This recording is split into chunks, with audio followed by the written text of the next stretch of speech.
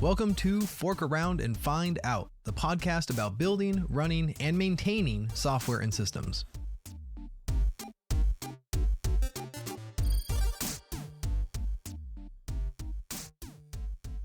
Hello, everyone, and Happy New Year from Fork Around and Find Out. I am Justin Garrison, and with me today, as always, is Autumn Nash. How's it going, Autumn? Good, but don't lie. It's still December. This is just going to air. Hey, it doesn't matter. It doesn't matter. January. You're ruining the fun. Let's just, we're trying to survive the last few days of 2025, okay? Let us know what it's like on the other side. Please, everyone, drop a comment and tell us what it's like. Did we make it? Is it better? The bar's on the floor. Let's be real. 2026. But I want to say it can't be worse. But man, I'm always surprised. Justin, you just gave us a curse. Take it back right now. You plagued all of our families. Why? But we're starting the year off strong because today we got Cassidy Williams on the show. Cassidy is a senior director of developer advocacy at GitHub. Man, there's a lot of D's in that phrase, and I love. You have the best tagline here on the front of your website that you say, "I like to make memes and dreams and software." And not only is that a great combination, but also you avoid the whole problem of should I have an Oxford comma or not by just throwing extra ands in that sentence, and that's wonderful. Yeah, and so no one will ever question any word I ever say. Yeah, it doesn't matter. You're just like, I just add ands and it's fine. This is. But I think that's what's best about your content though. It breathes your personality. Some people make the content they make about developers and tech, and it's so boring. I know. You know what I mean? I love that we're, professionals and we're doing your job, but what makes me want to watch your video versus somebody else's video? And yours are absolutely hilarious. Half the time I'm just there's one tear, I'm dying, and then I'm reposting and I'm like, Cassidy understands my life. What's that one video that you posted? You reposted it, but it was from a year ago. I forget, but I posted it and I was still accurate. It's one of the usually it's just pain and then laughing at the pain, so it could be literally anything. I feel like that's what gets you through being an engineer. You just laugh at the pain, and then other people laugh with you, and then it helps your imposter syndrome to realize it's not just you and you don't just suck, we all suck together. Right, and if you laugh at it and everybody's laughing at pain, then maybe the pain will go away. That's wishful thinking. I'm always but there's hope. Maybe. I don't know. Maybe. But anyway, and on top of your great videos, you also have a wonderful newsletter with jokes that even make me cringe sometimes, which is lovely because I think they're the cherry on top of a wonderful newsletter. And a prolific writer on your blog. You're going through a whole daily December blog post, right? Yeah, blog vent. It is. I always go in so optimistic, and then I'm halfway through December now, and I'm I am grasping for straws at topics. Well, and since it's January now, how did it go for you? It was incredible. Okay, first of all, let's unpack this. For one, I think cringe should be the new word for all things good, because I love people that will unabashedly be themselves and hilarious, and just I love the jokes, but also how do you out cringe Justin, because he is king of the dad jokes. The dad jokes are so bad. You really out joke Justin? I'm not a real dad, I'm a faux pas. Oh my god, I love you. And I think we're done with the podcast, right? That's it. All right, that's January 2026. We're off to a good start. This is mic drop. Thank you everyone for coming. Subscribe at Cassidy.co. That's it. It's it's wonderful. I am here. So tell us how you got into from you're traditionally a software developer, or you were doing software development into developer advocacy. What did that look like for you? What have you been doing throughout your career? Obviously hilarious. I mean, it was just you can't be a software developer with this sense of humor. So you had to go do something else. I just had to figure out how can I, force this upon people. Pull request jokes weren't happening. Yeah, you're exactly. She's actually got a personality and people skills. Oh no. What are we going going to do? Honestly, my entire career has been just like a DevRel sandwich where I actually, so it kind of goes back to college, where when I got into college, they had like asked if I could speak to high school students about majoring in computer science and stuff like that. And I liked it. And I was just like, I wonder if there's roles where I can talk in addition to code. I don't know. And I just continued on with my life. But then there was a point my senior year, I was going to a lot of different hackathons, and I'm going to just go through this part fast because it's kind of silly how obnoxious it is, but here's what happened. I was going to a lot of hackathons. One of the hackathons was a hackathon on an airplane. There was a flight from San Francisco to London, and we had to build something, and my team ended up winning, and we had to speak at the United Nations about our project. And in that process, I was also doing other hackathons until the United Nations talk, and I ended up interviewing at Venmo at the time, and that was my first job out of college where they asked me to do both software engineering and dev advocacy, and it was early in the industry at that time. And so I was just kind of doing both roles, figuring out what it would look like for the company at the time. And then I kind of bounced between advocacy and engineering, depending on the role for the rest of my career. There's so much to unpack there. Like, first of all, there's a hackathon on an airplane. Also, you spoke at the United Nations and you did this before your first college job. Like, way to be an overachiever. Also, I love this for you. Like, thanks. Yeah, no, it was a whirlwind of just lots of things happening at once. And yeah, there is a lot to unpack there. But long story short, hackathons and meeting a lot of people led to me eventually going into advocacy because I saw people at these hackathons and who were representing companies and stuff. And I was like, wait, this is your job.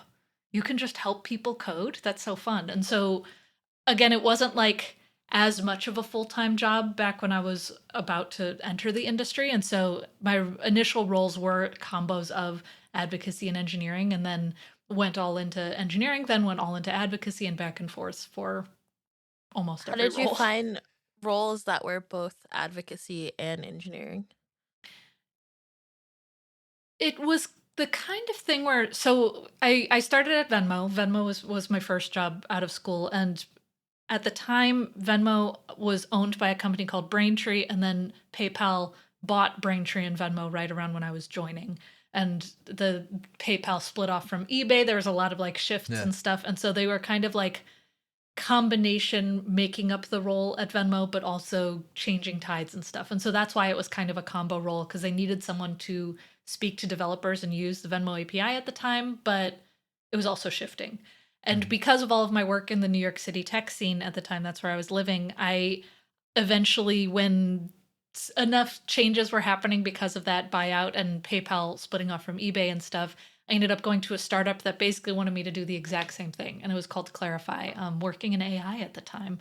And that was also a combo role where I was doing advocacy and engineering on the product, where because it was a startup that was less than 20 people, I was just kind of fulfilling the needs.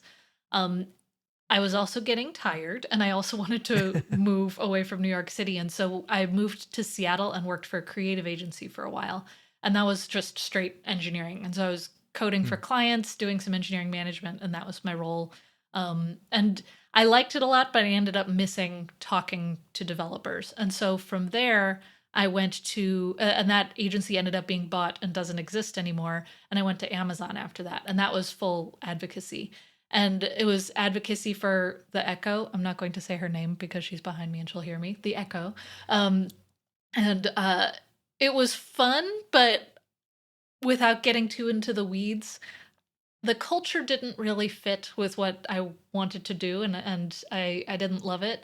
And so I ended up going to CodePen after that, and that was a full engineering role. And I loved working on CodePen and just working on a product that I was using so regularly. And I loved CodePen, but I started to miss that speaking to developers aspect again. And so eventually after CodePen, I went and taught React full time. And so I went to a small company called React Training, where that team eventually made Remix, but was maintaining React Router and a bunch of other stuff. And so I was teaching coding full time, doing corporate workshops, public workshops, and it was awesome, traveling a ton. And that was through the end of 2019 and beginning of 2020. And so people weren't doing really doing remote workshops and talks and much as much at the time. Like the Yeah. world has changed a whole lot in the past 5-6 years with regards to that. And so React training, we ended up having to just kind of everybody had to part ways because the business wasn't going to survive that for a long time. And from there, I went to Netlify, did advocacy there for a while, and working in developer advocacy at Netlify was really fun because it was working on this platform, the glory days of the Jamstack, and helping developers build web dev and build web products better, which was very fun. Eventually, I burnt out hardcore and took a little break, and I ended up doing some part-time work, working at remote.com a little bit, working for some VCs and advising startups for a while. And then eventually I went to another startup that I was advising, and I got really close with the team, and it was called Contenda. And that startup was so fun. We were building a bunch of AI products before ChatGPT came out, and then ChatGPT came out. And we had a lot of different pivots and stuff kind of fitting in there. And honestly, after enough pivots, we got tired and we were like, okay, Contenda has been very fun, but it's really hard to sustain a business. And so then I consulted for a little while and ended up at GitHub. So that's a much longer tapestry of what my career has been, but it really has been a sandwich of developing and advocacy and developing and advocacy. Do you think in the year 2026 that AI and coding assistance has ruined what hackathons used to be? Whoa, what a deep question. I just like right off the bat, because I used to love hackathons, but I loved it because of the team aspect of you had to get an expert from every little piece that had some experience in different things.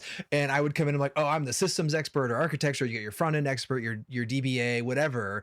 And you had to work as a team really, really closely, really quickly. And I'm sure that that plane ride was a team of a handful of people that you all sat next to each other and you just threw files back. I don't know what the network situation was on the plane. We were literally on an airplane without Wi-Fi. USB sticks, no Wi-Fi, just like, here you go, here's the next file. But now in the age of 2026 and in Claude and all these other code assistants and Copilot, like it's individuals that are like, I will do this part and I will figure it out with my Copilot and you do that part. And now it's more about divvying up the work than the camaraderie and teamwork, right?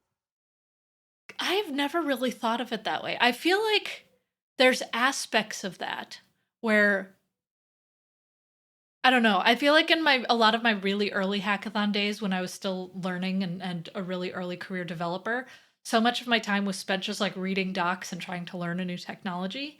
And now if I do a hackathon, like for example, I did the GitHub Game Off recently, that it's more like I spent more time figuring out what I wanted to build. And then I didn't have like AI write it for me. I just kind of used it as my tool as I was building my project together. And so you're right, it was less about the camaraderie, but it was also more about like the final product rather than the let's throw code into a thing until something works. So it might be, I don't know if it ruins the hackathon vibe, but it definitely changes it. And the reason I always went to hackathons was to network with people, right? It was like, hey, maybe I don't have a team or I have two people, we need two more, something like that. And it was always about meeting people and networking. And I don't feel like it's that way anymore. I haven't been to a hackathon for a while, but just the vibe I feel like is going more towards like what CTFs are. Like CTFs, capture the flags, are usually individuals that are like, I'm going to hack into this box, get all my points. And sometimes it's teams, but more often than not, it's a single person that's like, I know how to use all these tools. I'm just going to see how much I can hack. And they get some notoriety because they won or whatever. They learn some stuff, but I don't feel like it's the same thing anymore. I don't know if I agree. I feel like I put on a lot of hackathons and I do a lot of hackathons, and I think like I'm usually very critical of AI. Like I try to hold like an honest perception of it. And now that I use it every day, like I don't really think that AI has changed any camaraderie or networking of anything. I think it almost like, this is going to be a wild take, but I think that we're going to finally, when all this kind of gets more mature, we're finally going to see the difference between developers who could just code. Like I think for a long time we put up with people who could just code. That was all they were good at. They were good at the technical part and nobody wanted to put up with him or deal with him, but you had to hold on to this one dude because he was really good at being technical. It was always a dude. Yeah. So like you've So got it's an now. equalizer. Yes, to me now, like, just how we like the joke that we made about like how Cassidy had an actual personality and people skills. Like, I think that it's going to be really interesting because it's transforming who we are as developers. Like, I don't think being a Mm, developer 5 years ago and what being a developer 5 years from now is going to be the same thing. Like, I like it to use it to like make proof of concepts for things, but they like there's so many different, it's like to make different versions and to kind of like troubleshoot it and get it to test things and then go write the actual thing. Like, I don't know, if I think it almost puts more where I hope it will allow for more people that have both the technical skills, the networking, and the people skills and the ability to teach. Like, because we're gonna have to change the way that we teach junior developers and bring people into right. the fold, because they're like Stack Overflow is not even gonna get the same amount of information it used to get, right? Like, Right. there's a whole new way of trying to figure out how to be a developer, because you have like, it's just gonna write this code for you, but how do you know if it's good or not? Like, how do you like we're gonna be forced to have to like really teach junior engineers, and I think it's going to like be a very like interesting pivot on how we do that, and how senior engineers are gonna have to be better at like teaching and Mm. building those relationships. So I think it's actually going to be the opposite, where there's more emphasis on people. Well, if it's done right, we could always do it the wrong way. If we don't fumble it. Yeah. If we Yeah. don't like completely fumble the bag, I think that like I honestly Right. think that's going to be the differentiator. One, it's going to be the people that take in the most data of the code written, because we're not going to have those free open areas to be like, hey, did you have this problem? Because people are going to ask, like, AI now. And the people, whatever big company or little company, whatever, that figures out how to utilize AI in the right way to teach people and not completely like fumble their pipeline and really make good developers who can use it but aren't like cut off by it. I think that's going to be the huge Do you think that? differentiator. I think that too, and sorry to interrupt you, Justin. Oh, go ahead. First of all, I do still see like student hackathons, the people at MLH and all of their stuff. They're doing such great networking events for students and early career people. So I do think that the hackathon spirit of networking is still alive. It's good. I think the lack of collaboration and stuff is more a sign of like society than AI. I'm sure AI doesn't help, but I also think society is weird, particularly now. That's a good word for it. Yeah. Agreed. Agreed. It's weird.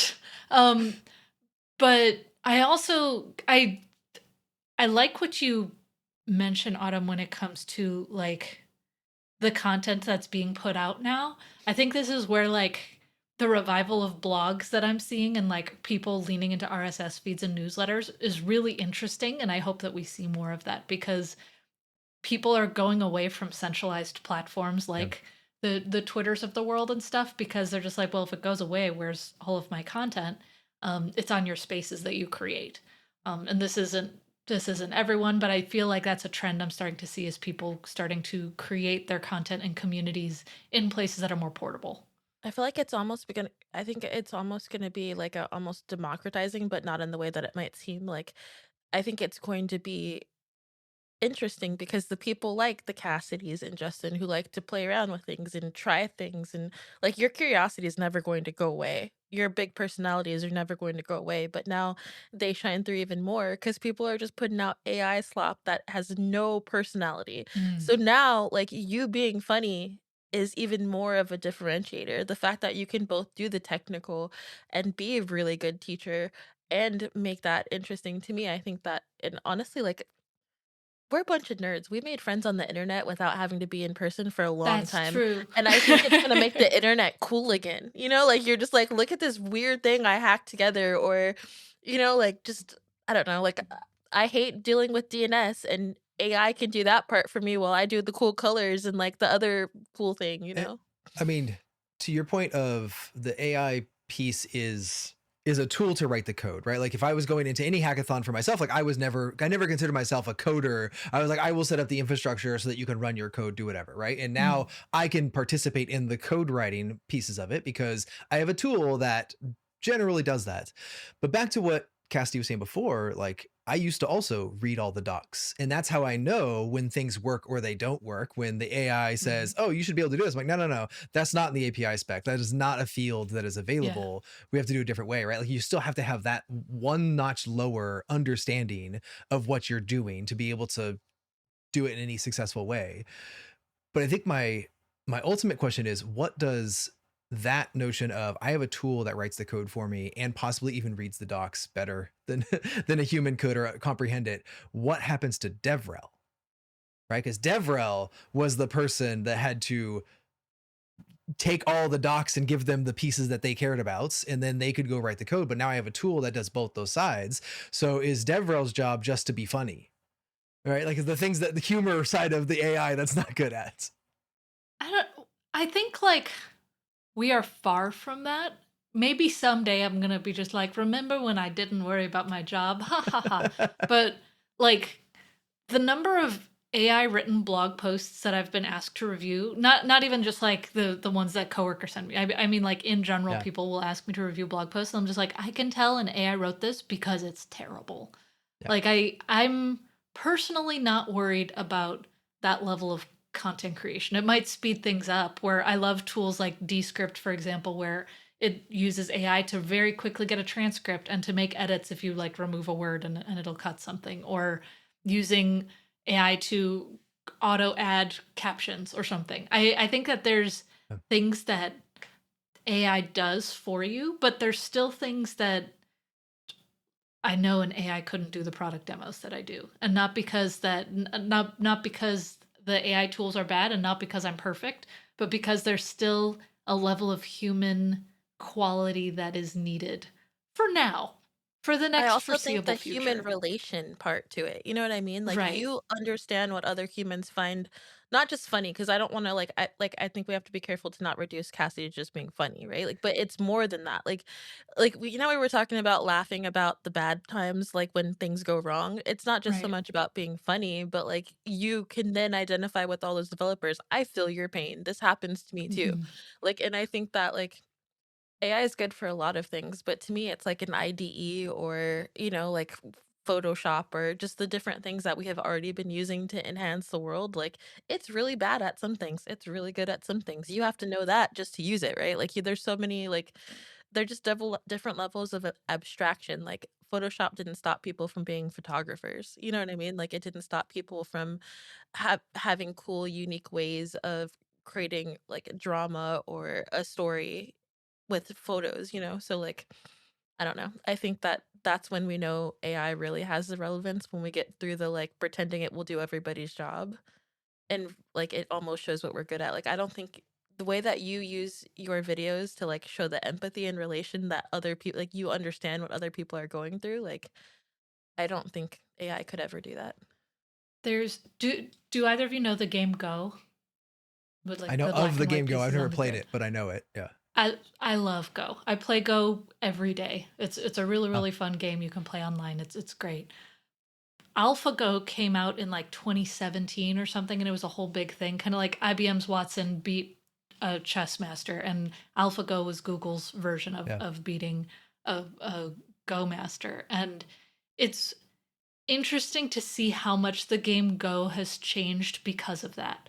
Where I play it a lot. I was a part of a study on like, did AI ruin your enjoyment of the game? And pretty much everybody said no. They still like playing Go, even though an AI could probably beat them. But what's interesting about the games that we saw and the things that you can see when AlphaGo has played is it comes up with moves that you've never seen before. Oh I wow. took a couple Go lessons where a teacher was saying like, "Oh, in this situation, you want to go here," and I was like, "Why?" And she said, "Interestingly, nobody did this for about 200 or 300 years. This was actually the correct move. But when AlphaGo made this move, everyone was like, 'Why would you do that? Silly AI, this is ridiculous.'" And then like 20 moves later, they're like, "Wait, what?" And it changed the game literally. Mm. Where like people are just like, "Now we know you should definitely go there," and it provided new insights that the people and players didn't see, because kind of like that there's a Grace Hopper quote, "The most dangerous phrase in the languages, we've always done it this way." Yep. I think there's a lot of that in humanity and stuff. We are habitual creatures. And this is getting very deep and philosophical. But I think very similarly, AI is going to change the way we see things and the way we do things, but that doesn't necessarily mean it takes away from not only our enjoyment of the work, but how we do the work and the work that needs to be done. I and there's it's not just our industry, right? Like every industry is Yeah. grappling with what is happening with something that can create stuff that only people used to be able to, or like difficult things. Like the music industry is just like exploding right now, right? Like there's just like we don't know what a demo is anymore because this AI company can crank out 1,000,000 years of demos in a day, and it's just like, well, what do we do with that? Like this is not impossible. This is not possible for a human because we have finite time, and my enjoyment of things like music and short form video, when I see so many AI videos, like, you know what? I just don't want to be on this platform anymore. Like, I don't Yeah. want to be, I don't want to see the AI slop. No one else put effort into this. And I think the effort and knowing that someone cared enough to spend their time on it is Mhm. sometimes why I care, right? If someone like I'm practicing Go or whatever to get up to a human level to get better as a player. And it doesn't even matter if you're the best in the world, right? Like I watch my kids play sports and I'm like, hey, if everyone's at the same level, it's still enjoyable, right? They're not good players, but Right. they all kind of suck in their own way. And it's fun to watch because it's actually great seeing a hackathon when everyone sucks in the same ways, right? Like if there's one team in there that's, professional software developers and you're like, well, I don't care because they're going to win the hackathon every time. No, no, no. I want to level the playing fields and I want to know that they have fun, they're learning something, and the effort is the same. But if I they're saw, all using it equally, aren't they still doing it at the same level? You know what I mean? Like if they're all like, because I don't know, like, you know what I mean? Like if they're all coming in and they're building something and they're using it to help them find different ways to do it, like we don't know that they're all using it to write it the same way. You know what I mean? from my experience, the people that come in that are good at hackathons are the ones that know you can do something that someone else doesn't know. Right. It's like Mhm. if you can prompt the AI and say, oh, I actually know this Linux subsystem, or I know that API, or I know like these electronics, whatever it is, like I know this piece better than anyone else here, then I know what it's capable of. So I can prompt the AI to help me get to the edges of how it's used. And that's where I usually see people succeed is when they reach some edge of their own understanding to be able to implement it in a certain way. It's like Have you ever using seen a a bunch of college kids use AI though? It's very interesting. It's no, no, but honestly, like it's like when you give the reason why I say this is because I really like going to schools and teaching little kids about like technology. Their Yeah. brains are so malleable, right? Like they have not yet learned the constraints of like adulthood ruining their yeah. fun. And the way that they look at like how to solve problems is very different. Like Yeah. now we have to be super careful that we don't kill their creativity and curiosity, right? Right. But I Yeah. think that goes in like the education of it. You know what I mean? Like I don't seriously like did you see that thing about a bunch of game developers talking about how their CEO said that they're using AI for all their proof of concepts and then an artist was like, "No, we're not." Like like we use it to explore a couple ideas and then I go draw it the way that I have always done it, you know? And I think Right. like I was writing a like just something that I was going to use for something else next week and I wrote it 3 different ways and then I had it tested on a bunch of things which would have took me forever. Yeah. But that just made like or like for instance you were talking about content, but like what if it's not all AI content generated? But what if I take a bunch of content of my kids in my life and sometimes I get AI to help me edit it so the editing process is half the time, right? Like I think there's still ways that like we're almost gonna more appreciate. Like when you see like the cool like remixes on TikTok, like cool, it's new music. Like there's one of Sleep Token and Christmas, and I was like, this is the best thing I've ever heard. But honestly, like, am I gonna not listen to Sleep Token because of that? No way. Yeah. Like in I Well, like and it's a good thing because you have familiarity with what it, you have a connection to the other thing it's remixing, yeah. and you're like, oh, this has a different vibe of But have nostalgia you for ever me. heard just regular AI stuff? Like that there's no relation of that There's Yeah. human no aspect. yeah. There's There's no no like color. Yes, it's like if you looked at remember, like, it's like if you took the this is gonna be weird because I love photography and I used to do graphic design, but if you took all of the, like, color out of the world and everything was black and white, and I don't mean the beautiful depth of black and white, but, like, if you did it, like, you just pulled it out, it's not the same thing as if you did black and white in, like, an artistic way, and it's not the same thing as the world in color, right? Like, it's just kind of like a sad version of it. Like, and I think Even that human relation is it, right? Like, the human relation in music, the human relation of what Cassidy, because she's gone back and forth to being a developer, and like, DevRel, and she teaches, and she goes to these hackathons, she has a different relation. Even the way that you talk about things when you're super, like, into, like, you'll come up with a book, and you'll be like, "Hey, I just read this new book," and I'm like, "I would have never read that book if you didn't give me that." No, honestly, like, the other day, yeah. he was so excited about something, and I was like, "Ugh, I've been having the worst tech week," like, I'm just like, "Ugh, like, I don't like, do I even like this stuff anymore?" And he's so excited about it, it makes me excited about it again, like, I don't think that Yeah. you can kill that, like. And I do think that it's true. There's times where I look at a post, I'm just like, if you couldn't bother to write this post, I'm not going to be bothered to read it. Yeah. Yeah. Like when it comes to things like writing and music and videos and stuff, if it's all AI, you can Yeah, I tell, don't and I want all of hate it. it. I don't want If to. I don't want to hear if that. you're using it to, like, better something, maybe, but if it's Mhm. just all of that and you gave nothing, I don't want it. I think like AI is a somewhat decent editor. It's a terrible writer. Yeah. I think it's a decent outliner. I don't want it to fill in the blanks. And I think that that's where some of the gaps are. But I feel like we're also in such early days that society is learning that. Like you can't. Mhm. It's not a silver bullet for so many things. And I think that like that is a big part of my job now is figuring out like how do we communicate that like for example we had GitHub, we're building GitHub Copilot. There's all of these different tools you can use, smart autocomplete, chat, agents, all these things where they are genuinely helpful. We don't want to replace developers. We don't want to take the enjoyment out of coding and creating and stuff. But we also know that we can help accelerate certain aspects of the process. How do we communicate that and educate people in the way that will better them rather than make them feel nervous or gross about it? Not just that, but just as a developer who's been using Copilot, like, it's so different using, like, an agent in VS Code versus using, like, the Ask version of it, or using it in a browser, or using GitHub Copilot, CLI.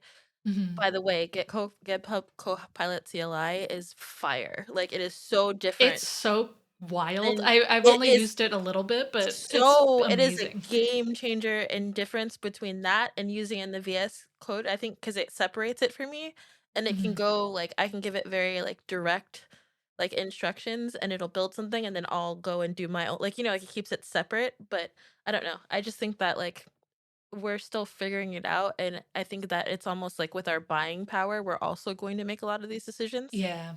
right? Like, if you don't buy AI music, they're gonna stop making it. You know what I mean? So, like, And Yeah. I think one of the best benefits we have to AI in 2025 has been that it's really expensive that's what I'm for hoping the for. people Yeah. running it, right? Like they actually have to put Exactly. a bunch of investment, and some of that is offset by VC and government funds and But whatever. it It's just can't like, be forever. right, at some point Yeah, you hit that it's Uber gonna tipping dry point. out.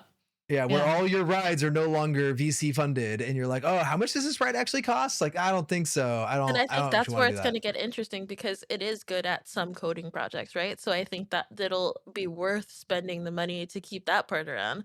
But when everyone's like, "Please get rid of the AI music, and we don't want you to write anything," or like, we've had autocorrect and Grammarly and all kind of stuff for forever. Like, I think those things, people will have to use them, and like, more sparsely, because they won't be free and they won't be cheap. So you'll use them where they actually You're gonna pay help. for the things that you actually get benefit from.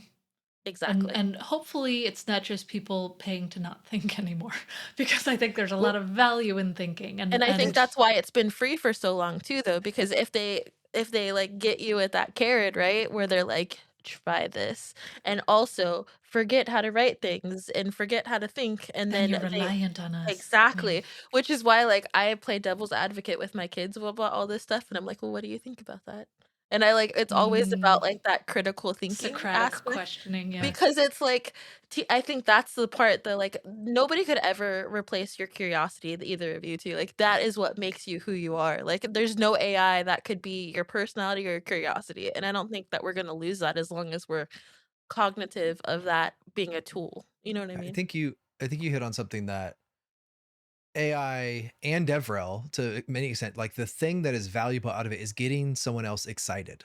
It is. is to inspire someone to go do the thing that was difficult, right? Because those things are difficult tasks. Like if you say, here's a blank IDE, go make a web page, most people will be like, I don't know where to start, right? Like even back Oh in the my day, god, like, that's what it helps me with ADHD, Yeah. like deer yeah. in the headlights. Like I get so overwhelmed, and then all of a sudden AI has broken it into like all these different ways, and it's done it, and I'm like, ew, I don't really like the way you did it, but I like But this part But and it this gets you it part. gets you started. over that. Yes. Yes. And then Yeah, I'm like, that oh, has this been is huge. horrible. Dude, And it's that's like not, I get deer in the headlights, I'll procrastinate, like, you know what I mean? yeah, Like but that's not even new, right? Because we've been doing that, like Ruby on Rails, right? Like templates out the whole website that's what I'm back in saying. the It's all day, the and it's just same like, here, stuff. It's fill all out the this same stuff. information. It's just the hype cycle. And getting Right. people excited and enough to say like, hey, this might be difficult, but you have to figure out some of these things. I don't know if I showed you, Autumn. I vibe coded like a app called Where I've to been Watch It. Did you I've see been meaning it? to check. Well, oh wait, one more thing before we move Go on ahead. really quick.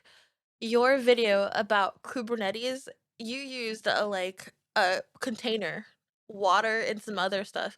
And like before this, like you're the only person, like before Scale, before this, you're the only person I knew that did Kubernetes, right? Like, and I just didn't understand them. I was like, okay, it's a container, like you Yeah. know. Right. And the way that you related it to like real life objects, if an AI's never played with water and whatever, like yeah, they can relate it to something and they can give it to you, but they've never been a human that Mhm. held that water, that did those things. So like nobody could ever reinvent the way that you used a random water and other things to tell that story. Like it's how you tell the story when you got your like glasses and you could see like different like colors all of a sudden. Like Yeah. you get curious about a subject, you get all excited, you go out into the world and do something with it, and then you share it with everyone because that's your personality, and then everybody else is excited about it Well, too. yeah, getting excited, like the color. I've been colorblind my entire life, and I've only been able to see more colors for the last 2 years. But the way that you did that Wow. And changed just my like way that we do it. We went to when we went to do Awesome when I still worked at AWS, we had different cards. We picked the cards differently because I yeah, wouldn't have considered color blindness before then. And then I was like, "Oh crap, we have to be careful. What if someone can't see these?" yeah. Yeah, and like that has given me different excitement to go experience more things because I know what's possible, that I can see more shades of red now. And in those contexts, like, oh cool, now I know where my next limit is. Like I still can't see everything, but I can actually see sunsets better now, right? Like those sorts of things Yeah. are using those tools to get excited about doing something else. And that's where I think AI and DevRel fits, where the human aspect of DevRel is really to inspire, to tell people about some things that maybe they didn't know existed, to explain something in a way that is more relatable, that wouldn't be, next word predicted, but be able to go Yeah. through like a different surprise of a human aspect of how this stuff works. But like I was saying, like I vibe coded this thing just because I was starting from, I wanted to do it for a while. It was an idea that I heard someone else have on a podcast. And I'm like, oh, that sounds like fun. I wish I could do that. Right. But it would take me a long time to do. And I was like, I just have limited time. And it still took me time to build, but I was watching a movie while I was doing it, right? Like this isn't Right. something that like, it's not making money. It's not something that's like, so I just wanted to get to the point of how much would it cost me as an individual who knows some of this stuff, do it, right? And so far, I think I'm like $60 in AI credits in a $25 domain, and that's it, right? So it's like I'm still under $100, which is great because it's taken me a few evenings of, hey, like the app mostly works. Is it secure? Absolutely not, right? Like there's no But it works auditing of for this, but you. it works for Yeah, me. And I it works feel for my like machine. I feel like the thing that we're seeing a lot, and I think will be an interesting trend, and I say we as in like just my team at GitHub, is people are building personal tools so much more yeah, because they can kind of vibe it out. And yeah, I've used so many of my domain names and like dusty side projects on my pile purely because, like you said, I'm able to get started. yeah. And I'm able to be just like, okay, you know what? I just want this app to exist for me so I can have this tool. I'm not going to worry about how it's built. I'm not going to worry about anything. I want the actual final product. And I'm able to just do it. Sometimes it just stays in a private repo and it truly is just for me, but it works. And But see, that part has been great. that's still the energy of the side project, the hackathons, but it's just a different aspect of coming like to it, you know? and I think the one of the thesis or the reason this podcast exists is to help people understand the long-term maintenance of software and decisions you Mhm. make. How does that explosion of I can make any tool I want affect people in a year Oh, it bites when you in the butt right, like sometimes. what does that turn Right. into in 6 months or whatever? Like, yeah, I can just let a domain expire, maybe I don't care about it anymore. But I feel like we are so far outpacing anything we've ever done before, and we have no people trained or understanding how any of this is going to be maintained in Right. even a year from now. I honestly think that's gonna be a learning process, just like teaching junior developers. Like we're gonna have to figure it out. It's really hard to maintain something that you didn't write 4,000 lines later.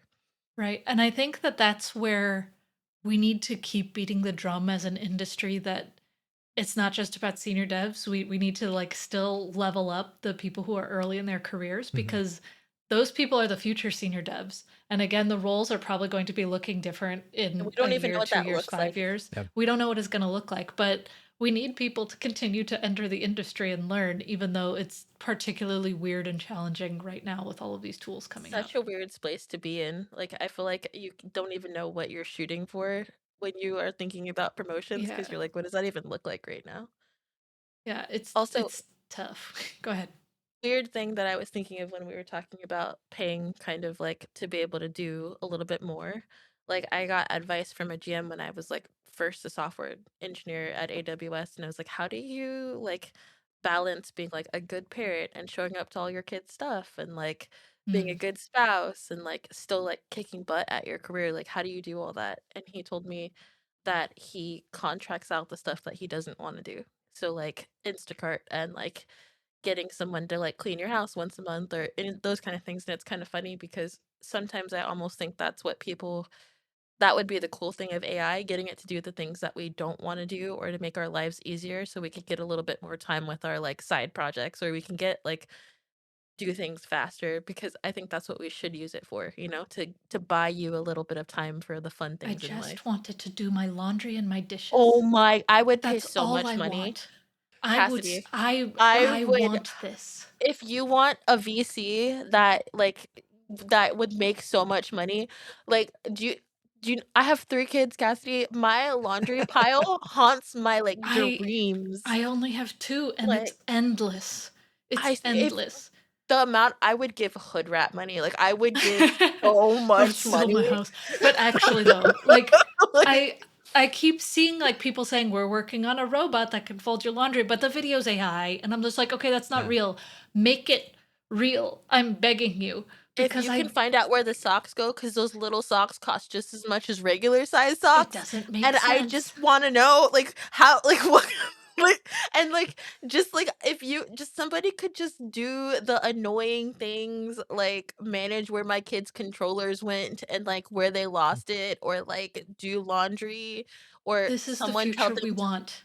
can it nag you? Like, I'm gonna start an app that nags my children, and it's like an AI that's like, "You haven't taken a shower yet. Your stuff's still on the floor." Like, I'm gonna just get That's a good vibe coded app idea, I actually. swear to God, don't play with me. I'm gonna go see if they still have Amazon Deep Sea cameras and be like, "No, there's still stuff on the floor in your room, so I don't have to get off my butt and walk upstairs and tell them that there's still stuff on their room 6 times."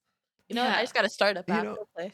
Like, like and I think about like when was the washing machine, the clothes washer invented, right? Like that was a huge game changer for so yeah. many people to be able to Right. automate their work and to do the thing that they didn't want to do anymore, right? Like that was Yeah. absolutely just even like a dishwasher, clothes washer. I always talk about people like this is the original agent in my house, right? Like this is the agent that originally like set it all off of like it does stuff for me when I don't have to do it and I just set a timer and yeah, I have to change it still and I have to fold the clothes, but most of the work is already like I don't have to bring it in a basket, go down But somewhere. that's I why I think it's hilarious.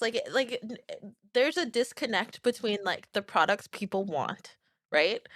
And the executives who are like farming these ideas. Like, I just want to know what they go into like meetings with PowerPoints on because I'm like, there are moms that would pay you so much money. Like, even not even just moms, like, there's so many real I life would ways that we obscene could amounts of money. I s you can't see our faces, but if you could see my face right now, the money I would pay you to do some of the boring, like, monotonous crap that I have to do every day. If you could just, like, there's so many cool and nobody like, there's this whole market of how AI could make our lives, like, easier, and they keep giving us stuff that nobody asked for, I and don't I'm want to like, "Bro, listen to the AI first." music. I want Thank you to you. fold a shirt. Or like just do something annoying, like go fill out my kids' forms. You know what I mean? Like go fill out all their field trip forms and all the like emergency contact update forms and stuff. Like You don't want the AI to have that data though, right? Like that's the other. Can I run it locally? They have all the data anyway. Right? Yeah. Like, have you seen the stuff the government's doing? That ship sailed. Okay, go fill out the forms. Like, I don't even That's care. actually kind of filling out the forms, though. That's a good idea. If you got like a pen plotter and then Just used AI to something fill that it like out. take something off I wanna my make that plate. now. That's annoying. I swear to God, the money that people, because we're all like, millennials are working like 8 million jobs right now. We're trying to be present parents. We're trying to like heal the trauma that happened. We're all trying to go to therapy, work 6 jobs, make sourdough. Like, bro, if you take something off, if you take something off my plate, I would pay you obscene amount of money. Like that one. This is an ADHD problem. Like this is. Look, I got a new printer. I got another one. You have 2 3D printers now? This is your problem. Shut up, Justin. But if somebody did some of the adult stuff, like I have more time to do this stuff. The problem you have is not saying no. And that is like, if you want to outsource saying no to things, just have you text been me. talking to my therapist? Shut up, Justin. God. Like, come on, man. I thought we were friends. But yeah, anyway, this gave me some project ideas and I want I'm sorry. I'm going to go write an app that nags my children and scans their room. Thanks. Like, yeah, no, I think that'd be neat. But yeah, it's going to be like, get your shoes off the floor.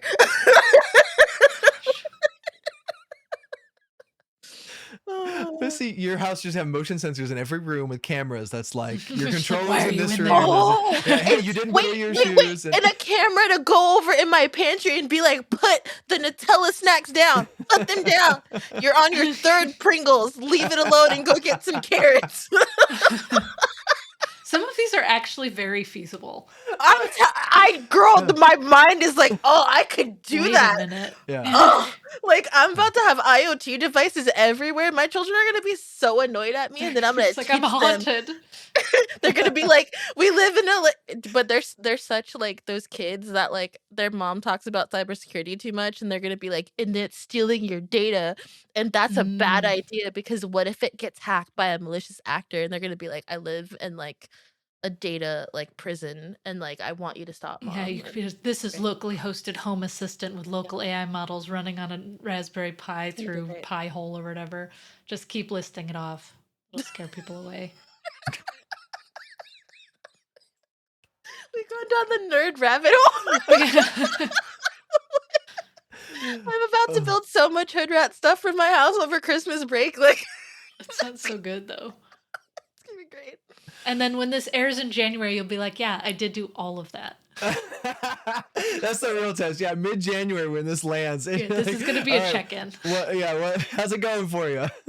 Copilot agent will be working very hard. Okay, like it's going to be house. Great. What? Can you make a mom? Like, what if you made an AI agent that was like the other mom? Like the mom that just This is where you got to be careful. This is how they come up with those chats that like speak for certain characters and avatars that we gotta make it a little less dystopian. Damn it, it was a little Terminator, wasn't it? Like, yeah, not wrong. Yeah, this is where the rabbit hole goes. You gotta realize. Okay, you're right. We've come up with all these ideas in whatever 30 minutes we've been talking. What does 2026 look like? Where do we think this is going? What is everyone else going to be doing? What are all the other crazy ideas that in 2026 someone's going to throw millions of dollars and say, yeah, that's because unfortunately I don't think it's going to be folding a shirt. That's not what I think it is. I don't think this is going to be the time where they throw millions of dollars. I think this is going to be the time that they realize they wasted millions of dollars. This is the reckoning, 2026. Like, they've just lit money on fire. I think they have, I don't know. I think the runway is a little bit longer. Like, they are burning it very fast. The runway is long. I'll be curious to see like what. Yeah, first of all, the VCs, the people spending money on this, are they going to crack down or are they going to? What's the pivot though? Now that they've decided, like Gartner's come out and they said 98% of products aren't making money. Like, what's the pivot? How are they now going to start picking the next thing to invest in? It'd be cool if they listened to their users. But Oh, we'll see. We'll see what happens. we've been Like, doing this long enough that we know they don't do that. Okay. like first of all, listening to users, seeing like what people are actually using, which tools are going to like bubble to the top and be like the ones that last, and which tools are going to be like, okay, that was a good try, we're done. And I genuinely think that what we're going to see in 2026 is again more personal tools, and I'm hoping to see a lot more like personal blogs and websites making a comeback. A lot of like decentralized portable things that people can take from platform to platform as like social media is changing, the algorithms are changing, all these things are changing, people building on their own setups more. I feel like I see that as a trend coming. I don't know if it'll Mhm. come in full force or if it's in my like indie hacker bubble, but that's what I feel like I'm seeing.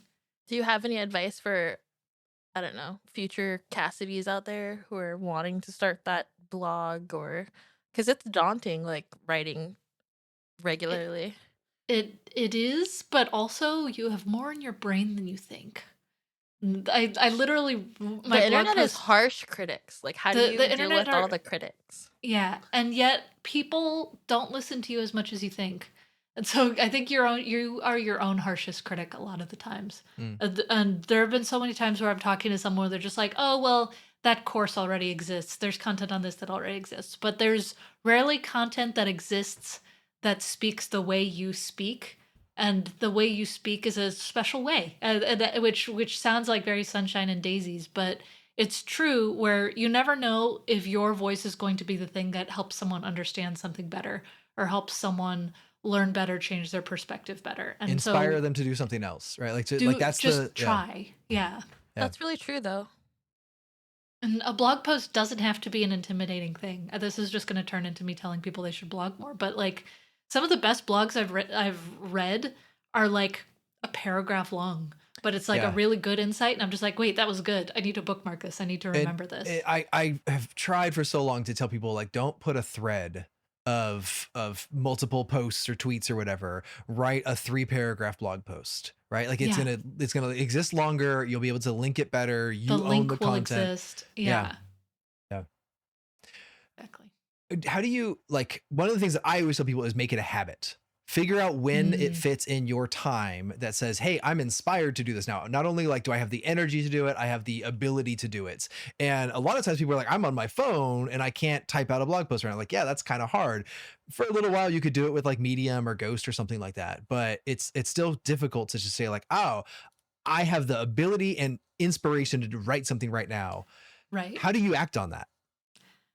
I think that is building a habit is a result of the workflows that you have. And I think that, and this is actually a course I used to teach, and I kind of want to like, actually, I did it in person and I want to record it of just like developing workflows for yourself. Because I think a lot of times when we try to start a habit and fail at it, we get discouraged when we miss a day or something. It's because we haven't built a system for doing it with as low overhead as possible.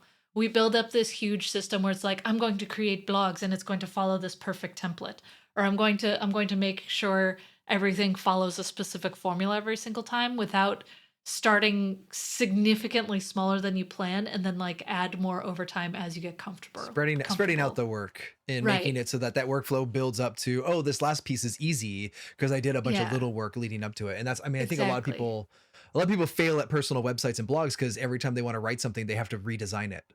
Exactly. Like, Oh, and I've been a victim of that. But then they're like, use a template and just start writing. yeah, And yeah. I've even my newsletter, I've been writing my newsletter now for 8 years, almost Wow. 9 years now, and it's a consistent thing I do every single week, and it's Yeah. been How a do you keep lot. it interesting? I don't know. But like but what I do is over time I have a template that I always follow. Throughout the week I have different links and I have different tools where, for example, I'm not paid by any of these tools. This is just what I use. Raindrop is a bookmarking tool that's cross-platform. It has browser extensions, it has phone things. Whenever I read an article that I think is good, I bookmark it in Raindrop and it's all just in a put in newsletter folder. And then when I'm writing my newsletter, I just pull from that. Whenever I do something where I'm just like, oh, this could be good for the newsletter, I write it in like a scratch note that I can then put in the newsletter later. Whenever I see a funny Really cool. joke, I'm like, ooh, we will add Yeah. that to the newsletter sometime. And so I have workflow where even though it still takes time to write the whole newsletter spread it every out. single week, it's spread out, and I've developed enough workflows where I have the exact same formula that I follow that works well even if I'm having a tough week, because Okay. it's kind of just You know, it's done funny. later. Like to take it all back full circle, I think that's the things that AI will be good at is adding to people's workflows so they can be more efficient. I don't Yeah, think and it's ever going to less be the context person. switching. Yeah. Yes.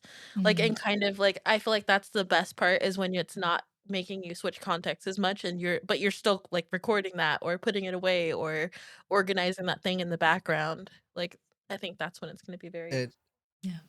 I had a similar workflow with my newsletter that I stopped doing because the workflow started getting difficult, right? Like, but Pocket went away, which was my place to bookmark and find my things and make those notes. And then when Pocket wasn't there, I never really replaced it. I was just like, oh, all the workflows are gone now. And I used Pocket for years for so many things. I just had a habit of every Sunday I sat down and read my Pocket queue. And it was a great workflow because I was like, oh, I don't have to read this during the week. I don't have to keep the tab open because I know Sunday night I'll have some time and I'm just going to go read it. And now that hasn't been there. And I feel like I'm missing a big part of that. What used to be easy workflow now is like hard to say, where was that link? What was that thing I was trying to do? All that stuff gets more difficult. yeah. Try Raindrop. It's nice. Is might Raindrop try that. self-hostable? I have no idea. I have never Okay. tried. I was looking for a while to get something that was self-hostable so I could own the data, which then was like redesigning my blog, and it ended up being like this That's big the long danger. comparison. That's the danger. I yeah. actually just wrote about a blog post where I was talking about photo backup, where I was going into such a rabbit hole of like, I want to use open source this, so that way I can self-host that, do all these things, different things. And then I found an open source hosted solution that gets the job done, and I'm using that. And then eventually I'll upgrade to something else, but one thing at a time. And I feel like, yeah, accepting those intermediate steps is hard, but helps with those habits and workflows. That's actually really true because I feel like that's what gets, like we were just talking about, when you get overwhelmed and you don't actually start, like that's the basis of so many things. Like I feel like my GitHub pages website has been in shambles for like 7 months. Maybe I should use Copilot on that. Like, can you fix this so I can get to the point I can actually add things? Like, because Yeah, my blog is open source. You can use that template if you want. sweet, I might take you up on that. Yeah, Because I just need an easy template so I can actually post stuff. get started. Yeah. Yeah, that's really cool that you did a like open source template. Like, I think it's rad that you can tell that you genuinely enjoy all this, and you're like always willing to like share. Like, I like following you on Blue Sky because you're always like, and then I did this cool thing, and it's never like gatekeepy. Thanks. I do that because I think it's important to pay it forward. Where enough people provided resources for me as I was learning and growing and doing things, that I would rather give things away than be just like, and this is mine. It's good to learn from all these things. Plus, then my future self learns from it too, because I can't tell you how many times I've Googled something and my own blog post comes up with the answer. That's awesome. Write for yourself. Write the thing that you learned. Write it down because you will find it later. That's my favorite thing about community work, is the playing it forward aspect. Because when people are like, I worked so hard, which we do work hard, don't get me wrong, but like, I don't think anybody would be there or be around or be successful without other people. Like, I'm always super appreciative of all the people that have helped me. Yeah. It matters. Well, thank you so much, Cassidy. Yeah, this has been a lot of fun. I think we kind of went all over the place, which was great. But that's also, the best rabbit hole ever. We went from like laundry to like Terminator, and like I'm gonna write some apps. When this comes out, Autumn, we're gonna ping you again, and we say everyone send Autumn a message and say, ask her if she did it when this episode comes out. That's a lot of accountability, Justin. But hey, maybe that's what you need. Maybe that's what it is. Like, Justin will be like, you have to say no. Did you do this thing for the podcast? Did you do that? And I'm like, I was like, it's bad when I'm making Justin be the adult here. Poor Justin. It's fun. Cassidy, where should people find you on the internet? You can find me at Cassidoo, CASSIDOO, on most things. Cassidoo.co is my website, or you could Google Cassidy Williams. There's a Scooby-Doo character named Cassidy Williams, and so I'm not her, but I'm the other one. That was. Does AI ever confuse that? Is that a problem? Yeah, actually, though, she's really ruined my SEO, but that's okay. Also, I love your name, Cassidy. That's like the most adorable thing, and you have it like Thanks. everywhere. Yeah, that my mom made it up. Like she used to do like, how do you do, Cassidy? And it's just, it's stuck. Perfect. Oh, that's adorable. Like it was already cute, and then you made it cuter. All right. Thank you, everyone, for listening, and we will talk to you again next month. Bye.